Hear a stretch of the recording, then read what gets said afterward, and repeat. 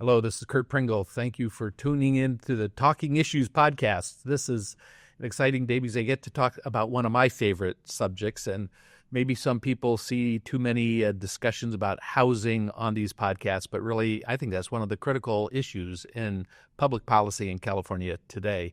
So I wanted to share with you a discussion with a good friend, someone who has been in this housing realm for decades, from government perspective, working in San Francisco in the housing department, working with Mayor Dianne Feinstein when she was there, working through the federal government housing issues, and then into the private sector. I actually got to know Bill in 1998 when I was the Republican candidate for state treasurer. A big housing company in New York was known as the Related Companies. And I got to know the owner there, Steve Ross, who built housing in New York City, of all places. And yet they had an awesome company, an affiliate here in California called Related California. And Bill Witte has been the president and CEO of that organization for a long time and serving there and building housing, about 21,000 housing units in California since that time. And he's just now thinking about leaving that job, retiring, but I want to make sure I caught him so he could share some of his thoughts on development and housing, residential issues in California. So welcome, Bill. Thank you. Glad you're here. Always a pleasure to get together. Yes, and the challenge of housing in California, what makes it so tough? Where do I start? Wherever you want. Part of it is its very desirability. So until recently, at least, the population of California kept growing and growing. Not all from just natural growth, but from large-scale immigration, people moving here. Like me, I grew up on the East Coast. People come and they don't leave. So when you have that much demand, under the best of circumstances, it's difficult for supply of housing to keep up, and it certainly hasn't. And there are multiple reasons for that.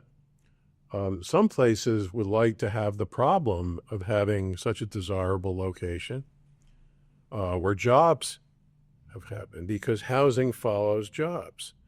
And one could argue, at least until recently, that the state did a job of creating jobs, building housing. Yeah. So how did you get interested in this area? I mean, I reference back to your early days in housing in the public sector in San Francisco government. So where was that draw, and how did you get put into that position at the start? So even as early as high school, back in the 60s in Greenwich, Connecticut, I became interested in cities. My father was from the Bronx. My mother's from Brooklyn. All the relatives were in the city. Fascinated with cities and neighborhoods. I only wanted to go to college in a city. I wound up going to University of Pennsylvania in Philadelphia. Ended up a degree in urban studies, a master's in city planning. Worked in Philadelphia City Hall for 2 years. A very interesting experience, I might add. Before moving to Washington, D.C., and ultimately in 1980, the last year of the Carter administration, working for the Federal Housing Commissioner at HUD as an executive assistant. He got a call one day from soon-to-be elected in her own right, Dianne Feinstein as mayor. Remember, Washington had all the money then, saying, I need a housing person. He turned to 6 of us and said, anyone know anyone who would be interested in this? Well, I was single at the time. I raised my hand. He was loyal. He said, I have just the guy for you. But what I later learned, she hired me almost literally because of that. I moved to San Francisco. I later learned that the other candidate, who like me was not qualified, was Phil Angelides. What's that right? Who later became treasurer, et cetera. Well, I remember that. Yes, you certainly do. Yes. So I moved to San Francisco, but I was always interested in cities and housing. Always, always, always. I just didn't know what to do with it. This gave me an opportunity to be in a more hands-on role, in this case with city government. So that was in the 70s. That was 1980. 1980. I started January 1st or whatever, 1981. Okay. Working for Dianne. Ended up staying for 2 terms, took on economic development as well as housing. I knew at that point I wanted to move on. I didn't know to do what. Her successor, a guy named Art Agnos, asked me to stay on as a deputy mayor.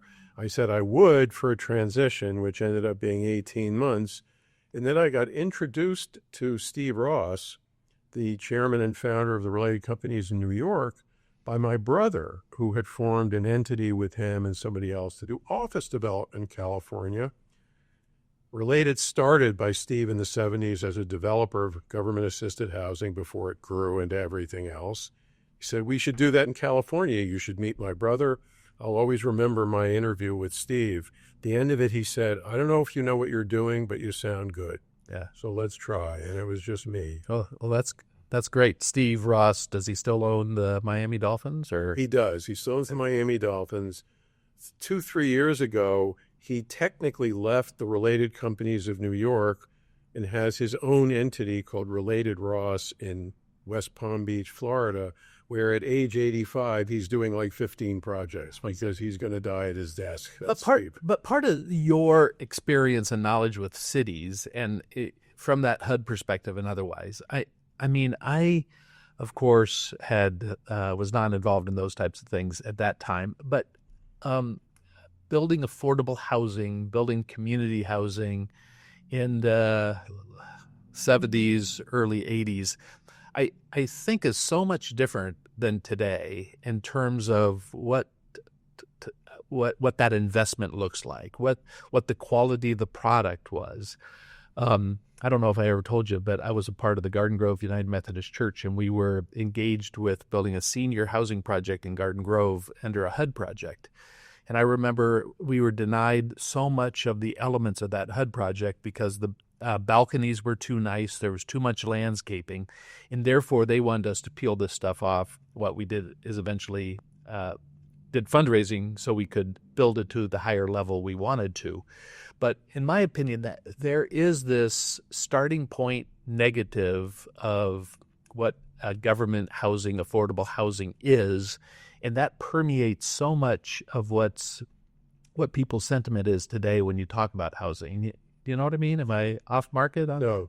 So until the late 1980s, the government role in affordable housing was either through traditional public housing, which is the root of a lot of the concern. government owning it? Government-owned housing. Right. Or from the 70s, Section 8 housing, which was privately owned but heavily government subsidized. And both of those were run out of the federal government. Until the Low-Income Housing Tax Credit Program was approved in the Tax Reform Act of 87, and initiative shifted to the state and local government, privately owned housing, not necessarily deeply subsidized, people's image was of public housing, which by definition, the way the program was set up, is supposed to be temporary, low quality, often segregated. You just go on down the list, and you had a lot to overcome as an image of quote unquote affordable housing. What's happened since then, not just in California, is, and a lot of the housing that we've done here, not only is it privately owned, but long-term affordable housing, but you have to run it like private housing. There's no one to bail you out. You do have to limit incomes. And to compete for this, both locally and at the state level, it had to be of much better quality.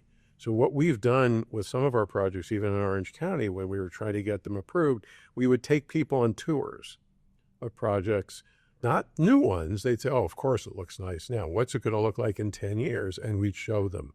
And that's gone a long way to breaking down some, not all, of the barriers for people opposed to it. Yeah. So one of the thoughts also to me is you worked in a housing department within a city. It's a relatively big city. I don't know at the time. It was probably the 5th or 6th largest city in California. The issue is, has there been a change in how cities deal with housing needs? Do they put it as a high priority, even in the larger cities, as it was back in the 70s and 80s? So this is a big state. And one of the challenges with statewide policy in a state like this is it's so diverse and so big. So you almost have to break that down before answering. San Francisco is more like an East Coast city, older, largely built up, a history of redevelopment, of mixed success, I might add, often controversial, very expensive, highly desirable, housing always an important issue. You come to Southern California, for example, largely single family, lower density. The first time I saw Watts in LA, where the riots were in the 60s, I thought, it's the suburbs. It's the big deal. I'm used to Philadelphia and New York, but it was a big deal. So I think the way cities viewed housing depended on the age of the city, the history, if any, of public involvement in housing.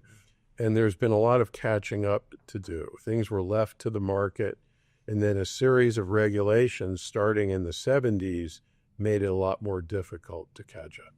Yeah, so some of those regulations, I think, are being blamed today. A lot of people talk about the environmental restrictions. I mean, the governor in the last budget, he, to his credit, withheld supporting the budget until there was modifications to CEQA, the California Environmental Quality Act. And is it regulatory burdens that make it hard to build housing in California? That is a major cause of the difficulty of building housing. I would add a few other things that fit into that rubric, if you will. California, not every state gives every little town its own planning commission. In California, virtually every political subdivision has its own planning commission. So you have a micro focus when you should have a regional focus, but you can't really have a regional focus because there's no regional control.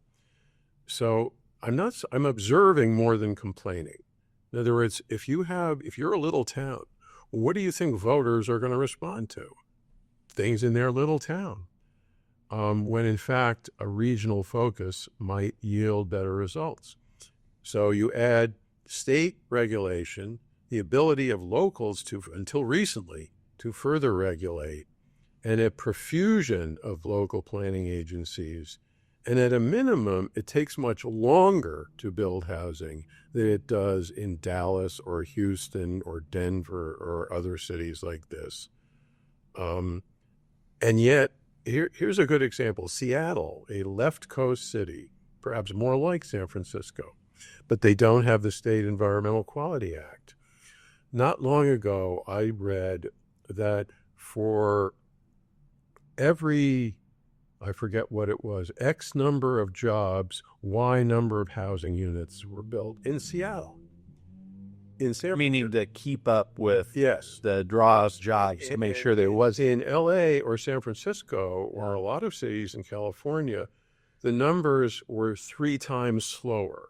So not even comparing it to the Midwest or Texas, that the cities in California have been behind most others in the nation in the ability to provide enough housing to keep up with the many jobs that were created.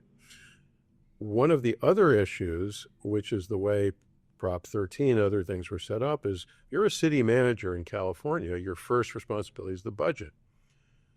If you just look no further than budget impact, commercial development provides more tax income than residential development, which is viewed as consuming taxes, not so much providing them. So if you only look at that and you look at local views about housing, you can see how it would take longer or people would favor non-residential uses. Now, that's changed somewhat in recent years. Right. Well, also, yeah, when retail shopping centers and big boxes go out of business, or for that matter, when you look at the spend of people who live in your city and how to capture that spend so that you generate sales tax revenue at the same time. But so the CEQA, the regulatory side, I think gets pointed on as an obstacle to housing development, probably even as a conservative, probably a little bit more than it even should be, in my opinion. There are so many other contributing factors. Correct. Fees. I mean, Prop 13 and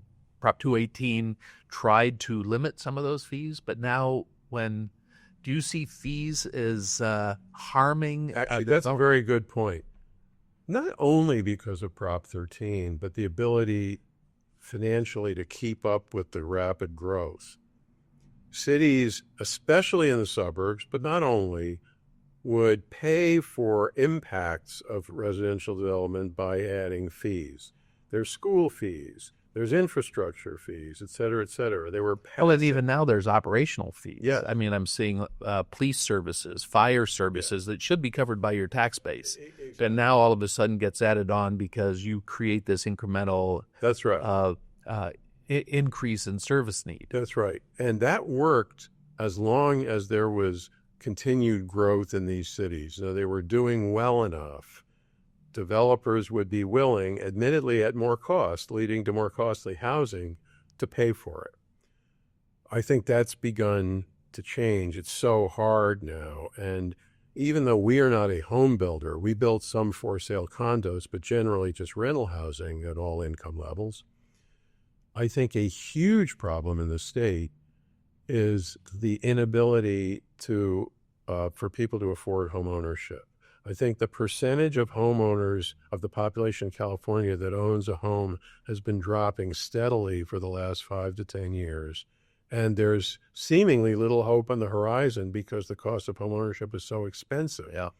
And that is, again, partly a function of what you just described, is that if it costs $800,000 a unit to build a home, for example, it could be more, it could be a little less. Well, you can't sell it for anything less than $800,000 times plus 10 or 15%. What do you think the sales price is going to be, and how many people can afford that? Right.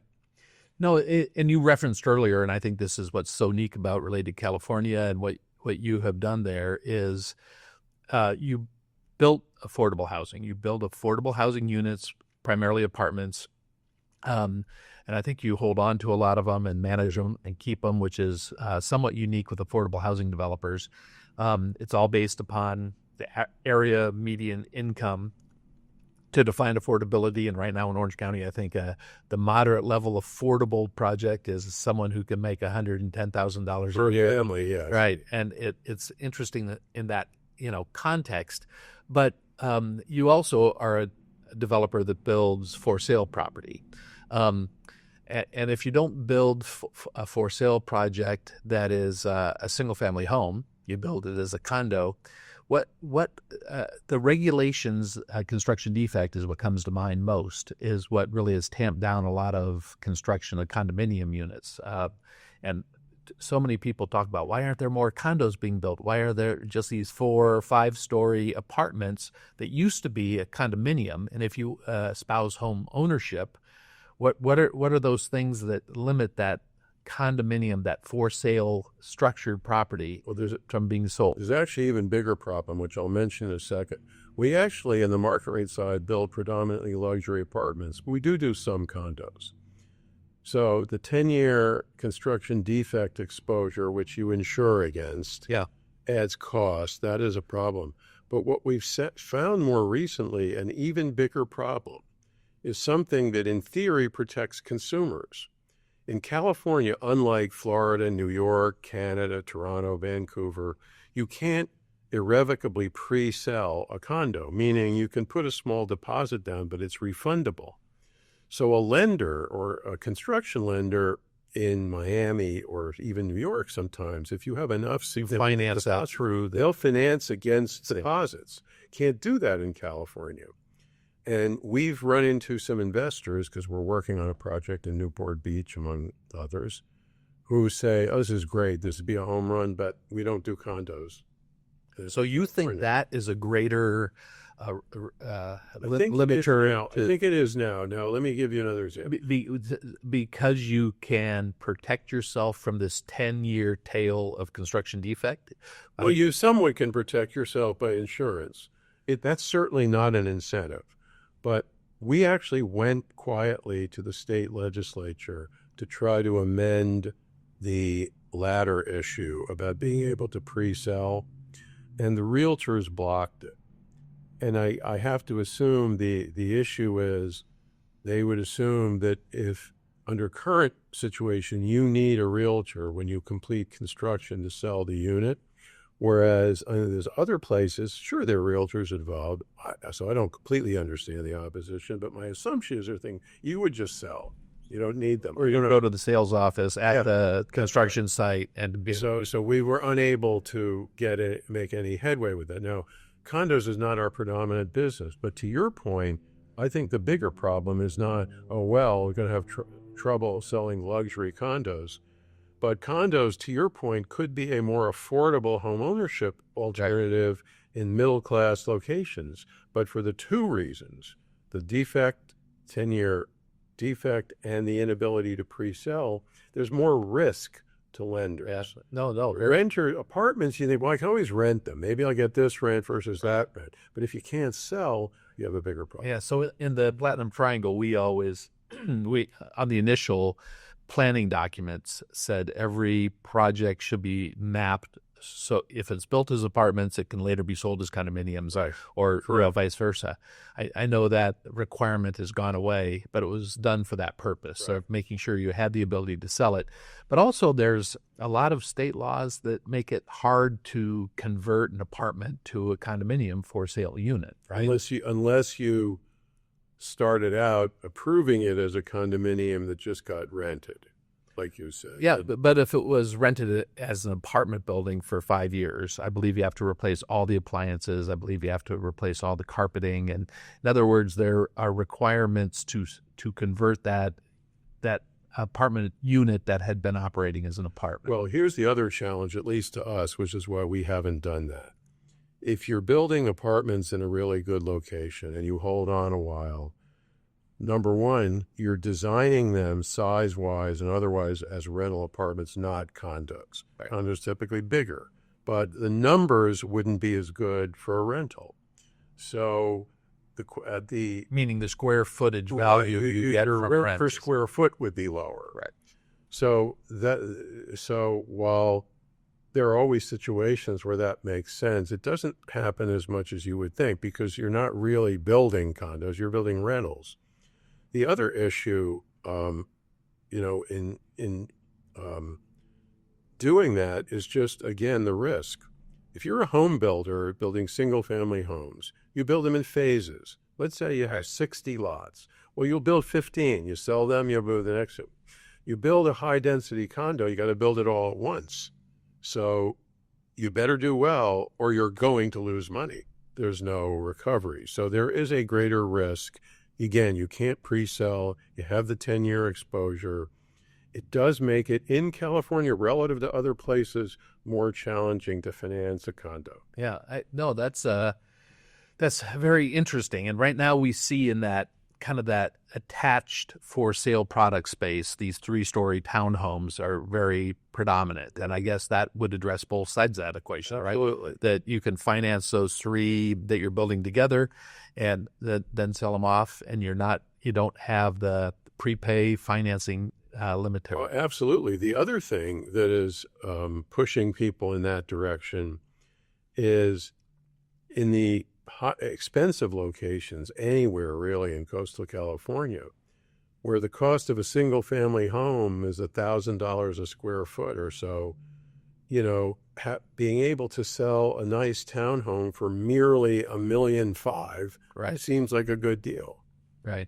Yeah, no, that's something. I mean, here in the Platinum Triangle in R, after purchasing the property across the street here in 2005, 20 years later, I mean, if you think about the overlay that was put in place in 2005, it allowed for up to 15,000 residential units in the Platinum Triangle. And since then, a lot of people see building done, but only about 8,000-ish have been built.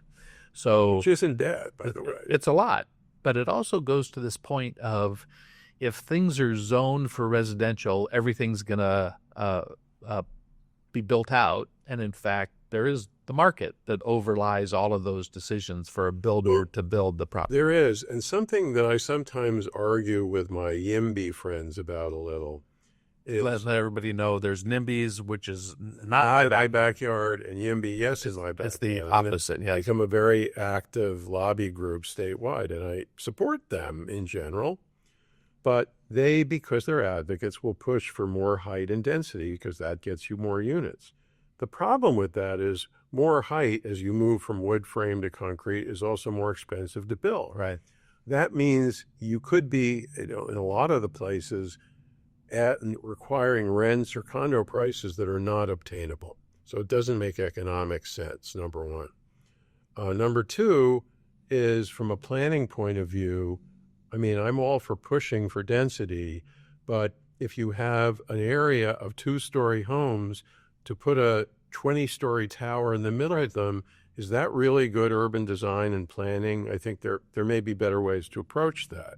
So the density issue, I think there's two sides to it, but I like to think there's a rational middle ground to encourage density without being either infeasible or so out of line that it doesn't make political sense, for lack of a better word. Yeah, and the motivation of people to kind of oppose conversion of formerly commercial properties and things like that into residential, I think there is that fear factor. And even someone who's like me, who's pro-housing, thinks the most important thing is to respect single-family neighborhoods so you don't start encroaching within them. So there is two sides of that equation, right? The not in my backyard and yes in everyone's backyard is really kind of the polarizing position of a lot of politics today, as opposed to, okay, where's that medium point? Well, you mentioned Platinum Triangle. Platinum Triangle to me is one of 3 or 4 examples have come to mind of ways to have density without encroaching in single-family neighborhoods. The Mission Bay neighborhood in San Francisco used to be rail yards, south of Market and the eastern neighborhoods in San Francisco, all non-residential initially. Now that's where the high-rises have gone. Downtown L.A., which didn't have much residential, now has quite a bit, including some from us. The Platinum Triangle. There are a lot of parts of this estate, from a land use point of view, that have been repurposed without doing so in the middle of or on the fringe of a single-family neighborhood. Yeah. No, and I've told people this, which they can't quite believe it, but you know how many people we had that spoke against the rezoning of the Platinum Triangle?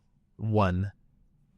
Oh, really? Someone from the school district that wanted the city to buy property and dedicate it for the school, which we understand that perspective, but the school district made a lot of money for every unit here and not many kids here. But one of the things that has gotten a lot of people's and cities' attention over the last couple years is the whole RHNA, Regional Housing Needs Assessment. And is that, you talk about trying to create more of not a city-by-city allocation, but more of a regional allocation. And in fact, that's what that's supposed to do. Where did this cycle fail? Well, I'll tell you where it helped and where it hasn't, maybe. Yep. Okay. Where it helped is when I look at these numbers for many of the cities that we're familiar with, it's easy even for me to say, well, that's not realistic. What they can do, they can effectively try to force a city to zone for housing up to this many units. They can't make people build because most of the land is privately owned. And I think, to me, they're idealistic numbers. If we were going to have an equilibrium of supply and demand, I know it's imperfect science, but these are the numbers we like to see, number one. Number two, it isn't completely regional because each city has a requirement. For example, Laguna Beach, where I live, is 448 units. I'm not going to build 404. I didn't even know where you'd put them. But the city, for the first time 3 years ago, spent a huge task force, which I contributed to, looking at every possible site in the city where housing of some kind, affordable or otherwise, could be built. So where it succeeded so far is getting a lot of cities that either never thought about this or said to a restive electorate, hey, sorry, I have to do this or we're going to get punished. You know, you can sue the state like Huntington Beach did and you'll keep losing. Yeah. So it's made a difference there. One could argue that the numbers are a little arbitrary too, though. And say, well, arbitrary, in my opinion, on 2 points. The starting number, which was a statewide target, was way overshot. Right. And then so much allocation to Southern California, and then you play the county by county games, and you punish certain cities. So that's right. But here's my response to that, and nobody's from the state has said this, but it's what I believe to be the case. I've told cities, look, you're not going to get I know you're not going to get 4,000 units here. But I think what the state is really looking for, whether they know it or not, they want to see that you tried. Show them what your process was, like Laguna Beach or Newport Beach did, and other cities. Show them what you did. Show them your task force results. Show them the sites you looked at. Show them the sites, show them that you tried, and I believe they'll be okay with that, even though you won't get to that final number. There have been a couple of cases, I read about one recently in Redondo Beach, where some cities put in sites, there's no chance it's ever going to be housing. But they, a nuclear plant or something, I mean, it wasn't that, but something, right. And the state will call you on that. Say, and they've called some on that. I mean, I could probably, without naming names, some cities that put nearly every church or the majority of churches that's right. in something that would never be torn out right. and built as houses. So you will always find points like that where you say, that's not fair, et cetera, et cetera. But what I've seen most recently in San Francisco and other places is, I hate to put it this way, but it's given local elected officials the opportunity to say, hey, look, if we don't do something that we consider rational, the state will step in and do far worse. Yeah. And I know that's damning with faint praise. It is. But it has made somewhat of a difference, I think, in that regard. The other thing that's happened at the state level 5-6 years ago is the State Surplus Lands Act. When I started with Feinstein in the early 80s, San Francisco already expensive, she instituted a policy of reusing, called surplus publicly owned sites for housing. Early to mid 80s, we did 3 different sites, one on Potrero Hill, one in the Haight-Ashbury, and one in the OMI neighborhood, turned them into affordable for sale housing on surplus publicly owned sites. That was 40 years ago. Under the State Surplus Land Act now, if you have a surplus site, meaning it's been declared surplus, it's publicly owned and you have no more use for it, you must put it out to bid for housing, at least 25% of which is affordable, to see if there are any takers. If there aren't, you can relax it some. But I think that's a positive step, because everybody says we need to do more, well, what can you really do? Public sector owns land and to some degree has some money. That's it. They don't control the macro economy. They don't control interest rates, et cetera. And they control regulation or over-regulation. So I think the Surplus Land Act in general has been a good thing, because it's put more sites for affordable or mixed income housing into play. Yeah. And I believe that used to be the case much more so when there's redevelopment available for cities. And because let's be honest, affordable housing costs money to be able to develop. And either it's going to do a couple things. One would be increase the price of every other housing unit within that property if you have a percentage set-aside requirement. Or if it's 100% affordable, you can't afford building it and operating it. Therefore, there's got to be other money that comes into the deal. Through the 80s and 90s, much of that money was redevelopment money, cities, property tax that was generated for the purpose of a number of improvements, including affordable housing. So was Governor Jerry Brown's demise of redevelopment impactful in building housing in California? It was, and I will critique and defend him a little bit on redevelopment. I grew up in the East Coast, where redevelopment was like really old school redevelopment. What happened in California, I saw over time, Mission Viejo had a redevelopment agency. Indian Wells had a redevelopment agency. And my view was, are you freaking kidding me? All you had to do is declare a certain area, quote unquote, blighted, and it could qualify for redevelopment. And then some of those places refused to honor the requirement that came with redevelopment that 20% of those tax increments should be used for affordable housing. It led to a push by the governor, and I love Jerry. I think he was a great governor. He was not a housing guy. It wasn't his thing. But some of it, he saw some of what he considered abuses, whatever. Right. And then at the end of the day, the League of Cities killed a deal that was in the works, as I recall. It was circa 2011, that the bigger cities had signed on to modify redevelopment, to limit it or not have it be so everywhere. But they voted against it, killed it, and that was the end of redevelopment. So did that make it harder? Absolutely. It took away a tool from the tool shed. Yeah. And now you have much more of this battle that I have seen grow, kind of local control, local cities having says in how things will develop in the future within their communities, and then this pressure from the state coming down to push new laws to take away that local control. And I think it's a very interesting dichotomy over similar principles, property rights and local control, and somehow the state has put a big foot down in the middle of that. And over the last, 5 years, Yep. there's been more Yep. state laws taking away the power of local decision-making on land use than probably ever in the history of California. I think two things informed that. One of which is, and I don't know this is my sense.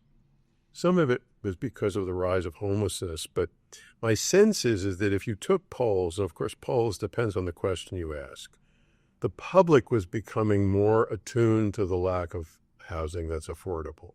I didn't say affordable housing, but lack of housing that's affordable. Right. So I think politically it became more tenable, I think, in recent years. It was always expensive, but it really became more acute. But the other thing, which was not a public thing, I remember in education, there was this case that I think went to the Supreme Court years and years ago called Serrano versus Priest. And it held that poor school districts were being discriminated against for tax funds. And I forget exactly what you had to do to undo that. And since property tax was the largest driver of funding for schools, Right. Lower income areas by definition, therefore the state had to equalize the funding between That's right. the economic levels of different neighborhoods. Right. And while this is a completely different thing, it's housing, not schools, I think some of that mindset has filtered into, and I'm not criticizing it, into the housing world. If we don't do something, it's just going to get worse and worse and worse and worse. Yeah, and I've probably said this before, and I shouldn't say it again, but I will, that a lot of the state issues, state laws, state changes, I think there's some good intent there. However, it doesn't seem that housing is the priority in all of them, that in the middle of state law saying, here's new tools for you to redevelop the commercial shopping center, but you must use labor, union labor to build it. Or you can do this, but you have a climate change requirement that everything has to have a solar panel and battery charging stations within your garages. So the priority of housing oftentimes takes second fiddle to other legislative priorities that may be there. Maybe that's always been the case, but it seems that this whole talk about housing has been watered down from the state level because they have doubled up their priorities, and with that have continued the increase in housing costs. Well, that is absolutely true. It's recently there's been a few chinks in that armor, but it is true that typically to get statewide housing legislation passed, you had to have a labor requirement. And one can debate whether one should or shouldn't, but one cannot debate that it made it more expensive. And if you were a developer or a builder and you're building in an area and you have a choice between, well, I can have a faster environmental impact report or none at all, or I can pay union wages, just from pure economics, in most places, it's less expensive to go ahead and do the environmental impact report and not take advantage of the state law. So a lot of these laws were passed and outside 100% affordable housing that already had labor requirements. People didn't take advantage of it. More recently, including this Senate Bill 79, that encouraged or waived environmental impact reports completely for certain projects within a half mile of transit. There was no labor requirement below 85 feet. High rise, there was some. So, and then number one. Number two, the carpenters and the building trades have split on some of this. Carpenters willing to merely accept merely a prevailing wage requirement, but not a full union requirement. So, yes, it's absolutely, and it's not just that. Oftentimes we find on publicly supported projects, through good intent, they want to impose every good public policy objective they possibly can. Hire local people, do this, do that. Well, it adds to cost. Right. They're all noble objectives, but if you want to build more affordable housing that's less costly, you can't do that. So we always say, first thing, do no harm. Yeah. But your other point would be if you're building affordable housing, what market rate is one thing, but affordable housing, which needs to be subsidized for the development anyway, that requires a deeper support in some fashion for that development that comes outside the developer. And if there's no longer redevelopment dollars available, then those dollars are very difficult to come by. Where they've come by in recent years, for the most part, has been money from a series of state bond issues that fund various state affordable housing programs that local developers compete for. There's now going to be, it looks like, a $10 billion housing bond on the ballot this November, I think. As I like to say, $10 billion, that used to be a lot of money. Exactly. And it's divvied up between some homeless, some other things. But that's the, second or third one in that category? Third. Los Angeles County has yes, now one as well. Now, the difference is at the state level, because it's a bond measure, not a tax, it only requires a 50% vote. Certain localities, LA did it with homeless, San Francisco has done it twice, Alameda County, Santa Clara County have done it at least once. You can pass a local tax for affordable housing with a 2/3 approval rate. Not easy to come by in most places. They were able to on a few occasions. So those have been two principal sources. But at the end of the day, as you suggest, there's no magic bullet. You know, you can, on market rate apartments, you can borrow 60 to 70% of the cost conventionally. On affordable, you can borrow 30% of the cost. Well, where's the rest going to come from? Right. No, put that in dollar context. Tell me, you've built in LA live area of Los Angeles by Staples or whatever it's called these days. The multi-level buildings above the wood frame construction, right? What is the cost to build a? Well, actually, we built on Grand Avenue by Disney Concert Hall, not by LA, but same question. Oh, okay. I thought that one was. Yeah, no, we didn't do by. All right, I'm not giving anybody else credit then, but that's all right. Given what's happened at Staples, you can give somebody else credit. Exactly, but I mean, put it into context. What does it cost to get $2,000 all in on a unit like that? 2,000 square foot on a unit like that. I mean, well, mostly we're building rental and not condo. So let's say it's 750 or 800 square feet. Okay. But the reality is, depending on a lot of things, a high-rise concrete building today in LA would probably cost $400 to $450 a gross square foot. Now expand that across the design, everything else. You're probably spending $800,000 a unit to build that building, 800,000 times. For that 750 square foot unit. Yes. And that includes the parking? That includes common areas and everything else. But you can see then how you would need, I can tell you, with today's costs, to get what I would call a return sufficient to attract private investment for equity, you'd probably need rents of $6.50, $6.75 a square foot in that for that 750 square foot. I mean, you'd need almost $4,800 a month for a one bedroom. Right. That kind of, now let's use the typical standard. You want to spend more than 1/3 of your income for rent.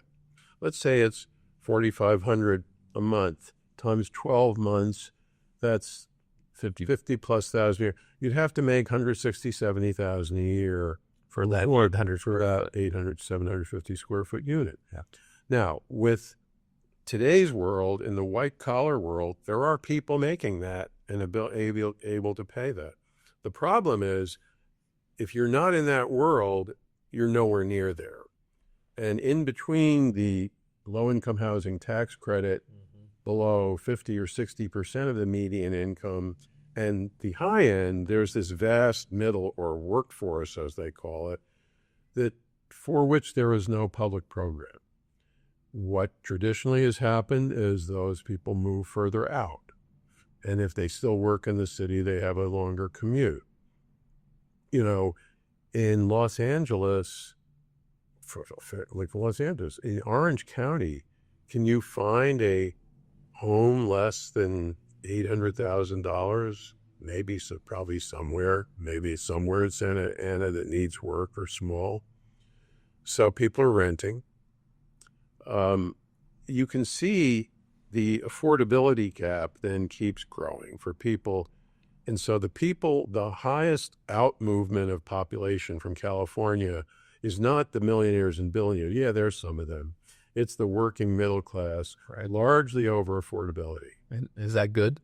No, that's Terrible. That's terrible. No, exactly. Worse, I think there are two bad consequences of that. First, it's not healthy to not have a growing middle class, number one. Number two, the income inequality, which leads to election, you guys like, the mayor got elected in New York, or all the protests about rent and rent control and everything, it's going to get worse. Yeah. I'm not saying it unjustified, but that puts more negative pressure on public policy. Yeah. So you've worked in a lot of cities, Northern California, Bay Area, LA, Orange County. So what cities were your best experiences? It's sort of like asking about who have you had the best sex with? I won't ask you that question. No. Yes. Best experiences. No, don't tell me I've, stumped a guy like you. No. Because I'm going to ask why, and you have to have the answer for that. We've had relatively good experiences in Orange County on affordable housing, in Irvine, although that's inclusionary housing for 5-point communities, and Anaheim, several projects in Anaheim.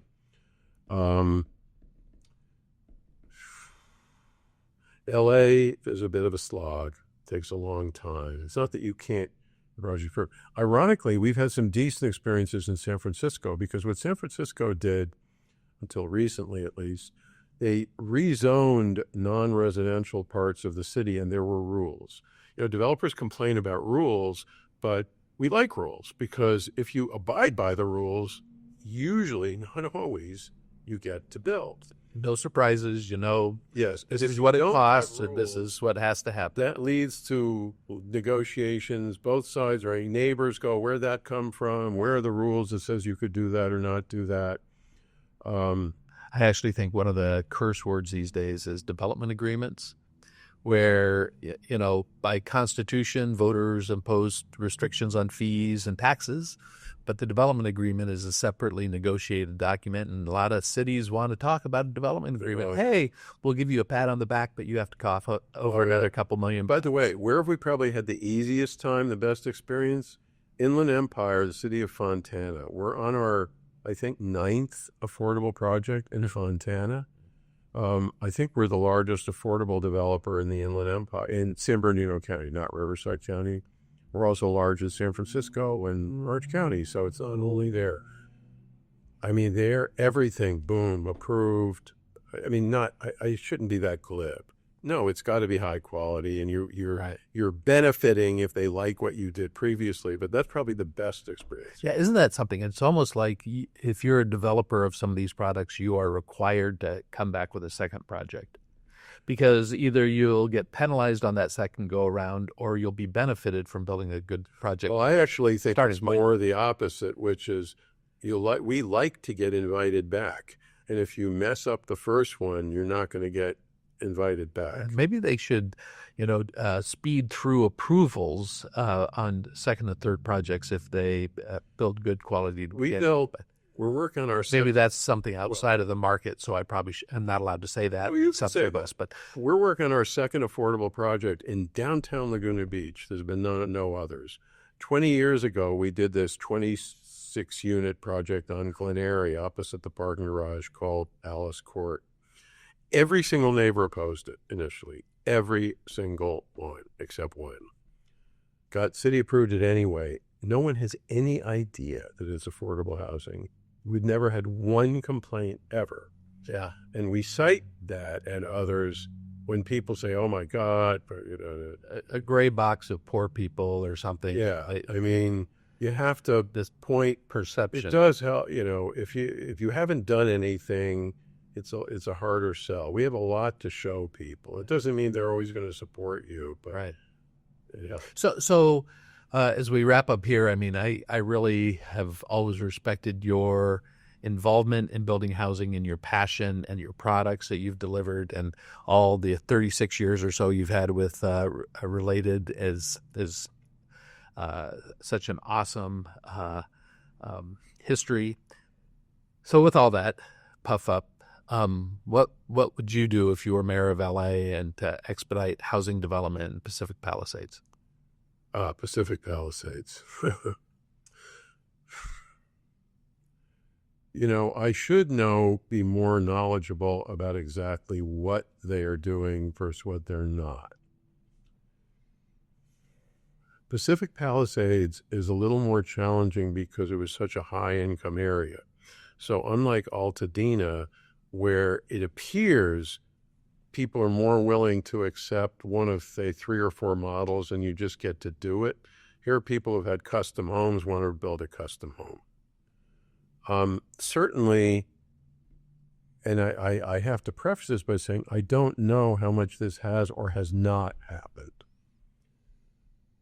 First of all, do no harm. Don't add extra requirements, point 1.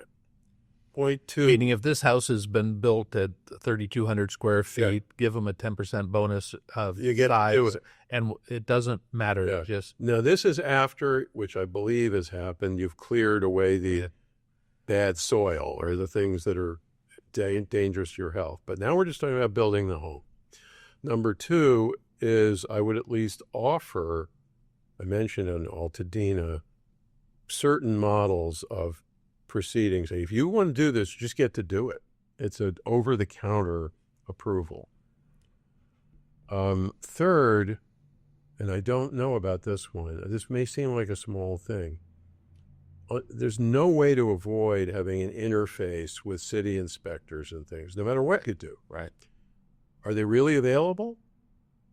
Are people enough available? Are they in the office? Are they working from, you got to go overboard to make the public public sector people who are processing this available. And you have to have a time frame. You say, it's not like whenever. It's like, unless you can prove something is really off within X months or time, it's a done deal. And you've just got to be accountable. I don't know how much that has happened or not happened. You certainly hear complaints. It's just, I will only say this is not easy stuff. Right. And I think from what I've seen, more of the problem was what didn't happen right before or right after the fire than necessarily what's happening now. Yeah. However, I mean, I think when you start with a canvas of saying, yes, this has been zoned for housing and we're going to do this, even then the process of approvals in nearly every city that we've done business in is challenging. Yeah. Then to think you're going to have 2,000 applications showing up on your front door and you're not hiring any new staff and you don't have surplus dollars to be able to put into this. I mean, I think that becomes a much bigger challenge. No question. So it's hard to say, hey, you failed all the way across the board, but I think there needs to be some successes that get pointed to. One of the things I mentioned this, and we were talking earlier, I watched what happened up north in Santa Rosa in the Tubbs fire in, I think, 2017, when two neighborhoods, much like here, smaller, but one middle class, one upper middle class, completely burned. And they ultimately have mostly gotten rebuilt, I'm sure not without some hiccups. And I think this was done, but I remember telling people, ask them, what did they do? What would they do differently? Yeah. What worked? What didn't work? You know, you're not reinventing the wheel here. This is a very similar situation, albeit smaller, not as extensive. But the resources of Santa Rosa are a lot less than the resources of Los Angeles. They're a lot less. They're probably less stressed, but they're also less. All right. And I don't, you know, in an ideal world, you'd double down on the staff available. You'd half the timing. You would do all those things. You would just insist and make people be held accountable for that. I don't know how much of that has happened. Yeah. Well, I want to end on a higher note, happier note. So, you know, you are one of these people in this state that has, that I respect, and I've always cherished our relationship, and really to be somebody who is focused on housing and caring about housing across the spectrum is very impressive. So congratulations on your service with the Related California, and hope you enjoy your retirement, but you better stay busy. Well, thank you. And I would just say I'm called Chairman Emeritus. Emeritus means you're technically retired, but calling you that means they still want to talk to you. Yeah. So I'm trying to stay active already. First of all, a lot of transition work, but I'm not going away. The issues are of great interest to me. There's things we're working on or talking about now, and I'm going to continue to do that. Awesome. Thanks for coming in. Thank you. All right.